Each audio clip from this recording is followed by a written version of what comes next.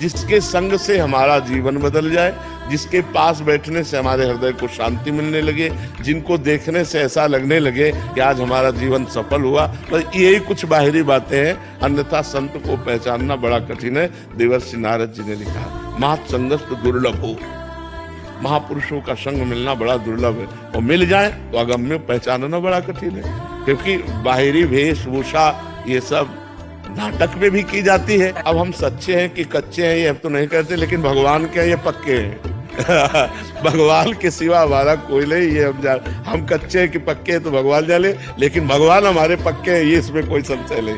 भगवान के सिवा हमारा कोई नहीं, उन्हीं के सहारे पूरा बचपन से अभी तक जीवन चला है। अब आगे जितने क्षण जीना है उन्हीं के सहारे जीना है, उन्हें वही है हमारे। हम बचपन से जिसकी खोज में चले थे, हम बस उसी में रहना चाहते हैं, अन्य नहीं। और जितने जुड़े हैं तो केवल भजन, जो हम समाज सेवा कर पावे नहीं, केवल भजन। भजन में लगो, भजन ही सबका कल्याण करेगा, अपना भी और दूसरे का। काल नेमि ने जब संत वेश धारण किया तो हनुमान जी ज्ञानी नाम अग्रगण्यम है ना, बुद्धिमताम वरिष्ठम, ज्ञानी नाम अग्रगण्यम बुद्धिमताम वरिष्ठम, वो भी जाके काल नेमि को प्रणाम किए और वो सब वर्णन करने लगा कि राम रावण का युद्ध हो रहा है, लक्ष्मण जी को। अब वो तो काल नेमि सब जान।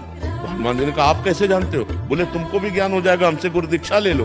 तो बोले गुरु दीक्षा हाँ दे दो। तो बोले नहा के आओ। हनुमान जी भी चक्कर में फंस गए थे ना, जब हम तुम तो मनुष्य हैं यार। वो ज्ञानी नाम अग्रगण्यम बुद्धिमान वरिष्ठम, वो उनको भी आइडिया नहीं हुआ कि ये राक्षस है। और उसने फंसा लिया हनुमान जी को। ये तो भगवान की लीला। एक भगवत जब वो खाने को दौड़ा तो उन्होंने मारा, तब वो देव रूप धारण करके बोला कि हमारा तो उद्धार हो गया आपके कर कमल से, ये जो बैठा है पाखंडी कालनेमी है, ये कोई साधु महात्मा नहीं। तब हनुमान जी का अच्छा तो हिसाब किताब अभी हम कर देते हैं जा करके, फिर उसका उद्धार कर दिया।